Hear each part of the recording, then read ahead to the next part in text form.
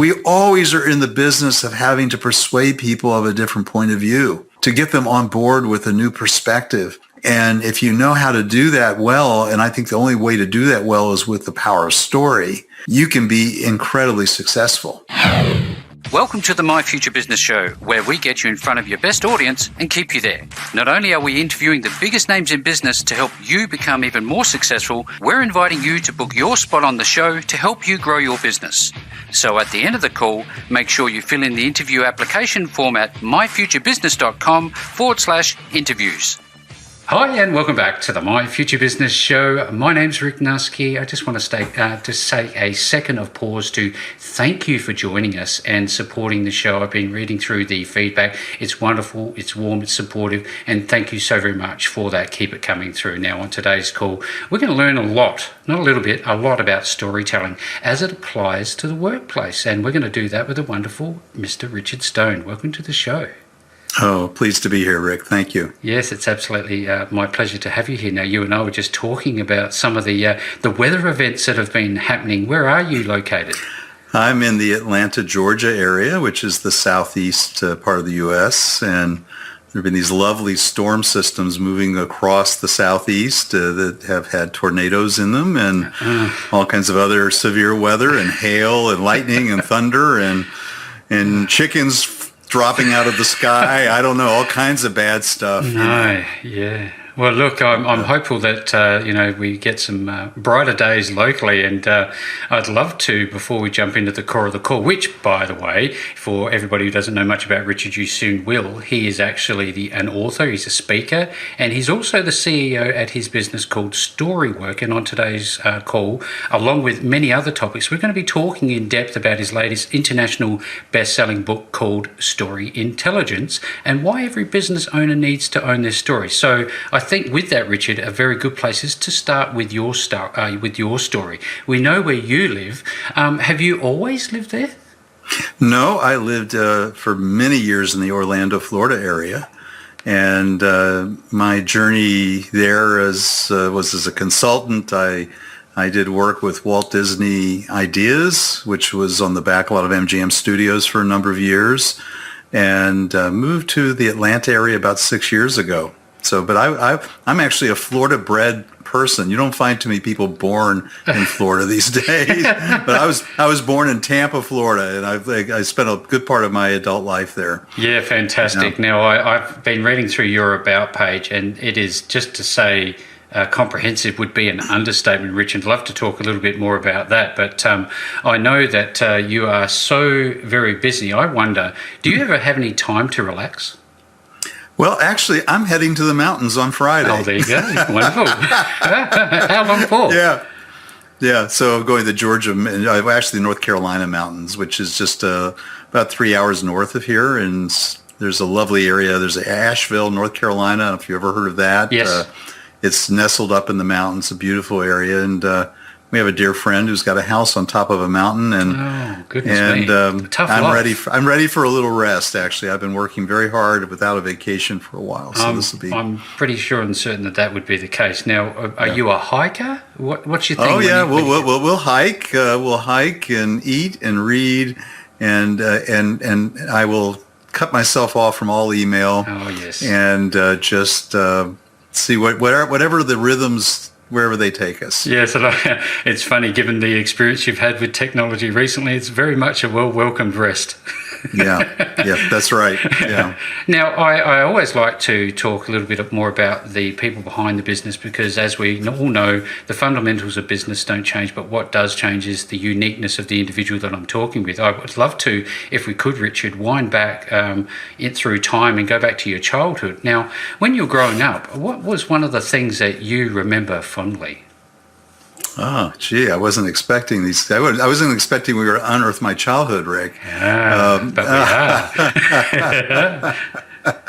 Well, I grew up in Tampa, Florida, and as a kid, and it's funny, we don't change a lot even when we get to be adults. But what do they say? Children in adults' clothing? That's right. And as a kid, I loved playing all kinds of sports, and then, it depended upon what the season was, American football or American baseball or golf.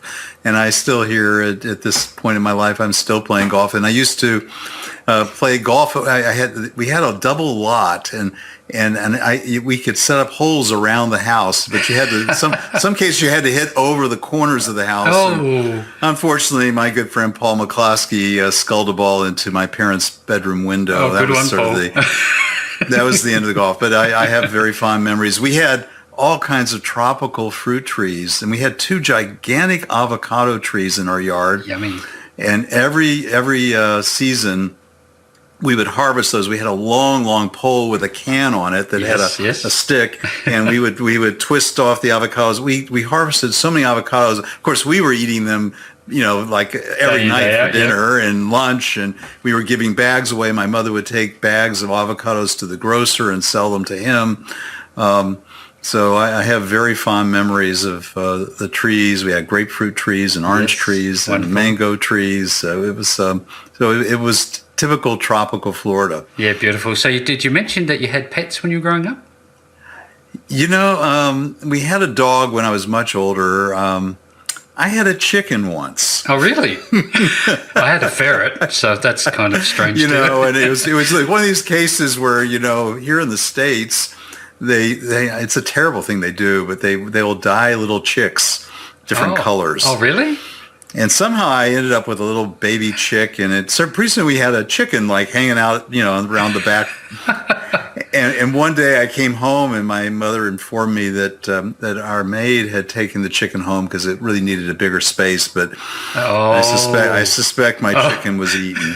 Oh, that's wonderful. No, it was a very perturbing experience. I'm still working through it in therapy. I'll help you through. Now, I can tell that you are a naturally gifted storyteller, and I'd love to turn to that in a moment. But as you were growing up, Richard, did you have anybody that you thought fondly of that was basically like a mentor that was in your formative years that you looked at? Well, it's so interesting for me. People say, well, who are the storytellers in your family? And I realized probably in some informal ways, my mother was a storyteller. She was also an actress. Good fit. But I think the real first mentor I had was really in college. Was a guy named Charles Scott, who's still alive, and he was my philosophy professor. And Charles always had an open door for his students, and he was maybe the first adult that I knew who really cared about what I thought and felt. And it was fine just to come on by and knock on the door, and he was curious. And he used to smoke a pipe, and that pipe would start to billow up smoke, and the room would be filled with pipe smoke as he's listening and reflecting. And he was a Jungian psychologist as well, and he loved kind of exploring archetypes of ideas. And so Charles was a really important figure for me, especially as a young adult. Yes, wonderful. Thank you for sharing. This is where the value of the My Future Business Show really shines through. I appreciate you sharing a window into your life. And speaking of that, I'd love to talk about the books behind you. Are you an avid reader? Do you get much value from reading stories? Oh, I read a lot. And when we moved here, I think I had shelves and shelves of books, and made a decision: am I going to read any of these books again? Yeah. So I did keep I've got a pretty good collection of folklore, which I love, and some mystical writings. We've got a fair collection of those things that we've maintained through the years. A few business books along the way, but I'm always reading. I'm reading. I just started a wonderful little book that is about it's about the difference between children's brains and adult brains. Oh. And what's so fascinating, we just think that adults are just sort of mature versions of children, but children are really different creatures. They're more like, there's a metamorphosis that happens when we become adults and we move from childhood to adulthood, and we leave something behind. And what I love about the notions in this book is that children are exploratory. And they're continually exploring the world, and everything is new, everything is fresh, everything is wondrous. And at some point, for many of us, that somehow gets turned off, that switch. Yes. And then we start relying as adults on what this author calls exploiting what we know. And we often are not open to new things and new ways of seeing and new ways of exploring. So for me, this is also as an artist, this is about staying fresh with your insights, and I think this is very important for people in business.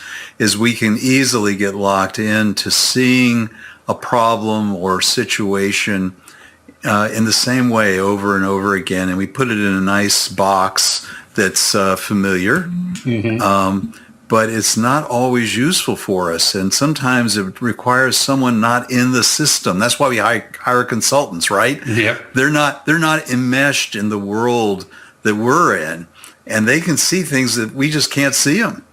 And they come in and they go, yeah, but why are you doing this? You go, well, we've always done that, but why? And you don't have a clear reason. Well, we did it 20 years ago because, but that's no longer relevant. So I love this notion of how do we, as adults, learn how to be children again. Did you, in a sense? Yeah. Did you, when you were growing up, did you have one particular story that you remember fondly? Well, Mark Twain, American author, The Tales of Huckleberry Finn. Of course. And I remember my father reading those to me, and I was so captivated by that story. And this young boy who was out, wandering the world and having adventures. So that to me was a pivotal story for me, I think, in many regards. Yeah, thank you for sharing. I wonder, did you have to go through that relearning? Did that I guess that wonderment of story get switched off for you as an individual as you grew?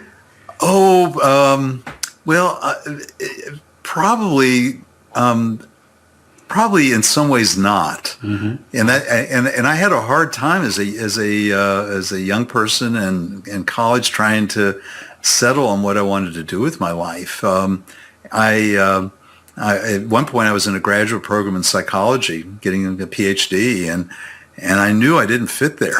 You didn't know I just didn't belong there. And I ended up dropping out or taking a leave of absence. It turned out to be a permanent leave to go off and study painting in Chicago. Yes. To my parents' horror, my mother wrote me one of these great kind of Jewish guilt letters. How could you do this to us after everything we've done for you? And you're ruining our lives. And so there was this impulse for me to be expressive, to create things, and a lot of the adult world is not about creating things, but about producing things and fitting in and complying, right? And so at some point I recognized that I was meeting people who were in their 50s and 60s who were still waiting tables and doing carpentry, almost living hand to mouth, and so they could buy paint. And I thought, I just don't. That doesn't feel like a story that I want. Yeah. At the end of the day. I was trying to figure out what was the story I wanted. So I ended up coming back to Florida, and willy-nilly, it's a longer story. I talked my way into an ad agency. Brilliant. And I had no coursework. I knew nothing. And these guys taught me the business, but it gave me a place for me to be creative as a writer. And, I ended up directing photo shoots and producing commercials and all kinds of things. And so in many ways, that was very well suited to me. Yes. And I ended up owning my own business, though. I ended up at some point going out on my own, and had a pretty big shop and was doing quite well, but I was no longer doing any of the creative work. And now I was running the show and worrying about cash flow and making payroll this week and doing all the new business acquisition and working 80 hours a week. And something in me said, this is not it. Yes, again. Yeah, like a transition again. It was a big transition. I made a decision to sell the agency. And willy-nilly. I was out backpacking, so we were going up to North Carolina. I'd done a lot of hiking in my days and used to do, real hiking, going out into the wilderness. Proper boots and all. And, proper boots. Packed the way too much, with all everything on your back. Pack mule, as they say. Yeah, and I was coming back on a plane from, I think, like Wyoming, out western part of the United States, and there were two backpackers seated next to me, a couple. And, we were comparing trails, and you hike this trail and that trail. And at some point they said, have you ever been to the National Storytelling Festival? And I said, well, I have no clue. What is that? What are you talking about? Yeah, what are you talking about? And there's this town, it's in Jonesboro, Tennessee, in the northeast corner of Tennessee, not far from where we're going to be going for our visit in North Carolina. It's about 4 hours north of Atlanta. And they set up revival-sized tents in that town. It's an historic town. Most of the buildings were built in the 1800s. There's even a building built in the late 1700s that's been restored. No traffic light in the main part of the old town. And they set up these revival-sized tents all over the town, and they bring in the best storytellers from around the world.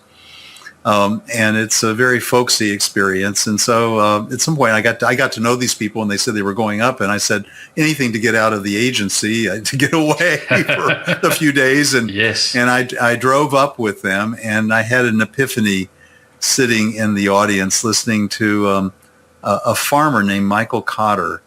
And Michael was a third-generation farmer from Minnesota.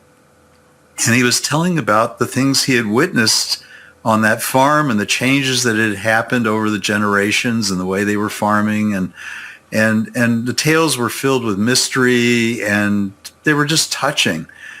And I have a friend who was a writer who had come with me. She wanted to do a story on the festival. And I turned to her. I said, this is what I'm supposed to be doing. This is it. Oh, It really was. It was an epiphany for me. I had no clue what that meant. But you not too long after, I just knew it. And I not too long after that, we got an offer on the agency, and I sold the agency, and I embarked on a career in story. And it's not like you say, I'd like to be a doctor. Oh, well, you need to go to 4 years of undergraduate school and another 4 years of graduate school. There are clear pathways for many professions. Yep. There was no map for this. See, there were some people.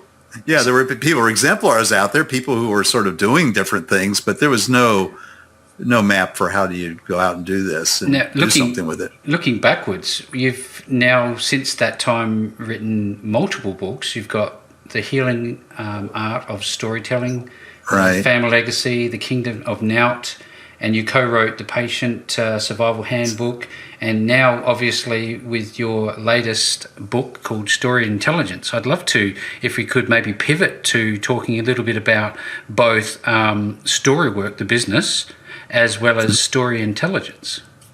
Yeah. Well, in my journey early on with story, I recognized that I was not going to be as interested in just telling stories to auditoriums filled with screaming 6-year-olds. And I became much more interested in business and applications of story to business. And I had a client when I had the ad agency. He had the license for Sears Pest Control for the whole country. So he was really a substantial client for me.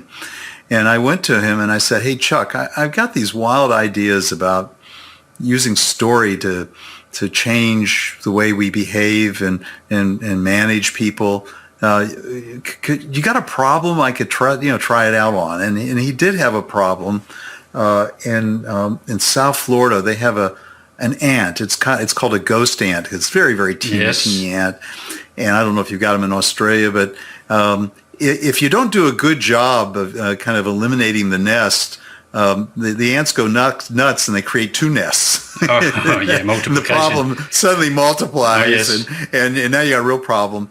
And the problem they were having is their guys were going out and they were not thoroughly doing the job, and so they were spending an enormous amount of money retreating.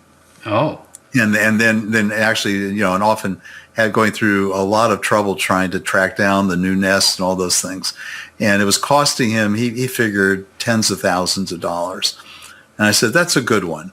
So we tested out teaching managers how to use stories to influence their key technicians. And so that was the beginning of an attempt to kind of figure out how can you use story as a management tool.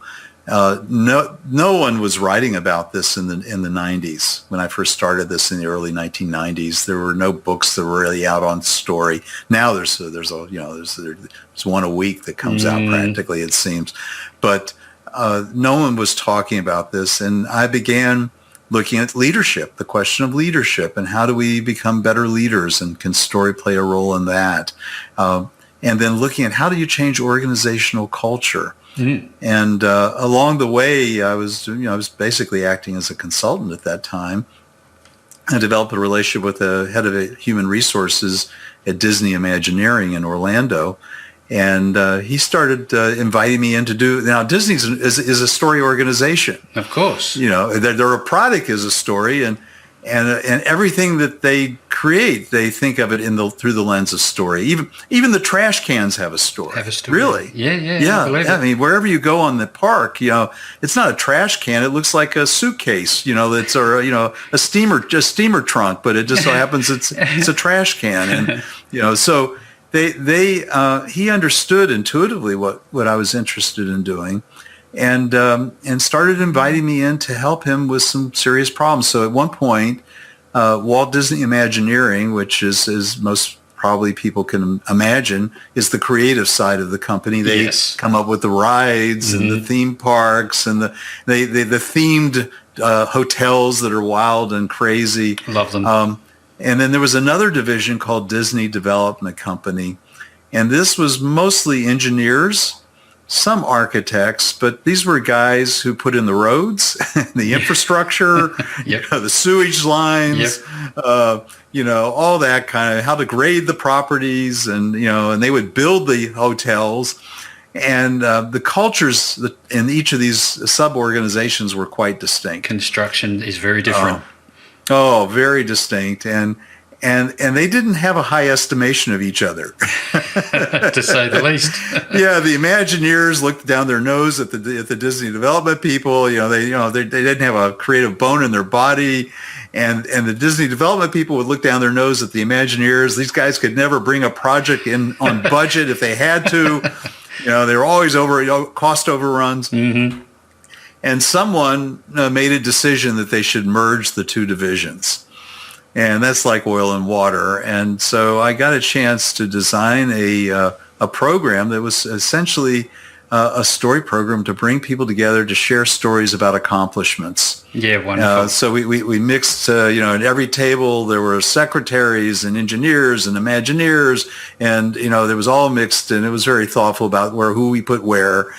And we had, you'd have someone talking about how he figured out how to move the bridge 200 yards and save the company $5 million. And another person who talked about, how he solved a problem with a ride to make it more exciting. And then a secretary who figured out how to change the filing system to make things more efficient for everybody.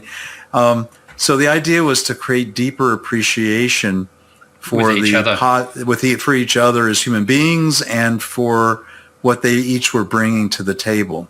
You can see how that would be very useful. Is it any different, I guess, when you're trying to tell a story in a workplace than it is from your traditional out of workplace sort of hours stories? What's the difference? Well, yeah, I think there's a big difference. There's so if you go to the National Storytelling Festival, they have a platform.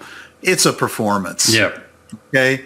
And even and the difference between storytelling and theater, the lights are not down. It's just there's no wall there between the actor and the audience. The storyteller is interacting with the audience. So in that sense, business storytelling shares something. I'm telling you something. The difference, I think, is it's not a performance. And actually, often in the world of business, if you say, "I'd like to tell you a story," that's often can be deadly. People will go, they start looking at the watch and they go, "Are you sure? How long is this going to take?" So I find it's not useful to say, but you say, "Let me tell you about how that's like something that happened here 6 months ago or 5 years ago," Yep. and not even use the word story. And what happens is now you've got the listener's attention. Yes, absolutely. Because you're speaking to something that they care about, and you're sharing a story that in some ways embodies a different point of view. Yes. You know, maybe the speaker's really enthusiastic about an idea. You know, I can see this. I can see hey, this. Rick, that's a great idea, But have you thought about this? yeah, let me tell you. We tried that 5 years. Let me tell you what happened. Would it be fair to say, Richard, that this was also about the art of conversation? Absolutely. Yeah. So I would say that if you wouldn't even feel like I was telling you stories. You were just talking with me. And out of that, one of the things that we learned, another project that I did with Disney Imagineering, they were interested in how knowledge was shared. Yeah. And so if you were an Imagineer and you would build a water park 10 years ago, and I was a new Imagineer and I was tasked to build the new water park that was coming on with the new theme park. And if I sent you an email and say, hey, Rick, I understand you built that water park 10 years ago. Could you share some of the lessons you learned? Well, you'd write back. It would be pretty minimal. It would be pretty cursory. You wouldn't say a lot. But if I came by and knocked on the door and say, I'd like to introduce myself. I'm Richard Stone. I'm the new Imagineer. Do you have 5 minutes? And you go, well, sure, come on in, and you say, I'm having to build this new water park, but I really want to learn what was it like for you when you built that old water park. Well, now you're going to be telling me all the dirty laundry and all the mistakes that you made, and 5 hours later, maybe the conversation is concluded because you'll be glad to share and download your wisdom to this young designer. So it is in the art of conversation, Rick, and it requires great listening, good listening. Mm-hmm. So that's what do they say? 2 ears, 1 mouth. That's right. So we need to listen twice as much, and that's a lost art in itself. Oh, yes. We talk a lot about storytelling, but I tell you, story listening is maybe more important than storytelling. Yeah, I can imagine. I've been like I said earlier. I've been looking through all of your background information. It's just a wonderful tapestry of experience that you have now. Leading up to the pointy end of the call, I'm wondering. Is this book apply to any businesses at all and in any settings? And where can they get it? Okay, so yes, and yes. So there are tons of examples from the world of business in the book. And one of the things we identify is that there are 7 powers of story. And I think that leaders need to know what those powers are, and they need to know how to utilize them to be more effective in their leadership. And so I've got examples from all kinds of situations. From the World Bank, I have a colleague, Steve Denning, who was at the World Bank, and through the power of story was able to engage the World Bank to change its focus away from lending to knowledge. Now, they still lend money. Yeah. But he had this wild idea back in the mid-1990s that the World Bank should become a knowledge bank. He saw what was happening with technology and thought, gosh, we have teams of people who go out all over the place and they learn all kinds of things, and then they get disbanded and assigned to new teams, and they carry their knowledge with them, and we have no way of tapping into that knowledge. And it turns out that a simple story, he was trying to figure out how to get people on board with this idea. And many people thought this was a terrible idea. They thought, we're a bank. What do we do? We lend money, for goodness sake. We're in the money industry. We're in the money business. And so how do you business? We always are in the business of having to persuade people of a different point of view, to get them on board with a new perspective. And if you know how to do that well, and I think the only way to do that well is with the power of story, you can be incredibly successful. Yeah, I can tell. So, I can tell that I'm already itching to get my hands on a copy of this book, because I reckon we can always hone our abilities. It's a never-ending thing, is it? That's correct. Yeah. Yeah. So there is a lot more to be learned about the power of story. And so, people can get it on Amazon. Now, if you're in Australia, you're probably going to be limited to getting it on Kindle or getting the Audible version. I don't think that the print versions, I guess you could order them, but it's going to be pretty costly for snail mail. For the mail. But it's available on Kindle, and the Audible's available. Obviously, in the States, people can order the hardcover or the soft cover. And yes, I think what we've tried to do with this book is there's back in the mid 1990s, Daniel Goleman came out with a book called Emotional Intelligence. And that idea was not new. It had been around for a while. Howard Gardner at Harvard had been talking about multiple intelligences, and there were a number of researchers who were beginning to say, it's not all about our problem-solving skills that makes us successful. It has a lot more to do with what we do with each other in our relationships, and how we read each other, and how we understand ourselves emotionally. And I believe we're at the cusp of a new breakthrough in thinking, and that's hence the title of the book, Story Intelligence, is that there's a lot of research being done on our brains and how our brains work, and it turns out that story is integral to everything that happens in the brain. We're wired for it. Yeah. And once we begin to understand that we are story creatures, and that we're swimming in stories, then I think we have a lever to become what we talk about is become the author of your own story. And the word author and authority have a lot in common. So whoever authors the story has authority in your life. So I think it becomes incumbent upon all of us to take responsibility for the stories we're living in. And then likewise, on the other side of the coin is also to become better discerners and consumers of stories. We have to be responsible when we hear a story to say, wait a second, is that story true? Where does that story come from? Who's telling that story? And what do they have? What skin do they have in the game to tell that story that way? What's that ground? Are there any facts that back up that story? Yes. And we live in a dangerous time today because politicians are using stories to manipulate people.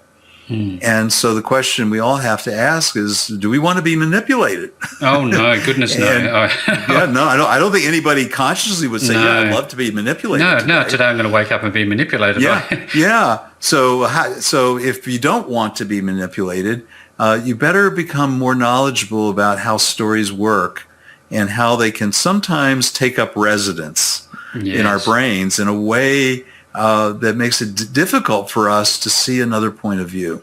Thank you, Richard. I'm sitting here just flabbergasted. There's just so much to take in. There are so many, I guess, dimensions to storytelling, both from the listener's perspective as well as the storyteller themselves. Now, when somebody wants to connect with you, they might want to learn more about you personally. What is the website they're going to find, and will they find any more details about the book there? Oh, sure. They can go to storyintelligence.com. It's spelled just like it sounds, the word story, and intelligence.com. Easy. There's details on ordering the book there, but we have lots of resources on the website, blogs. I'm doing almost a weekly interview myself with people who have expertise on story. And if anyone's a coach out there, I just posted up one with a guy named Sam McGill, who's a coach of coaches. And it's a fabulous interview about the poetics of coaching and the importance of story. So there's plenty of resources on storyintelligence.com for them. Thank you so much, Richard. I'm loving this call. I've loved every second of it. I know that there's a great deal more to learn for anybody who is listening to this call today. You can either go to storywork.com and check out Richard's information there, as well as storyintelligence.com. No matter where you find this post, you will find the links back to either one or the other of those websites. And with that all being said, Richard, thank you so very much for spending some time with me on the My Future Business show today. Thanks so much, Rick. Great being here. Thanks for joining us today. If you enjoyed the call, then make sure to subscribe, leave a comment, share us with your friends, and book your spot on the show at myfuturebusiness.com/interviews. And if you're looking for solutions that will help grow your business, then visit myfuturebusiness.com/shop.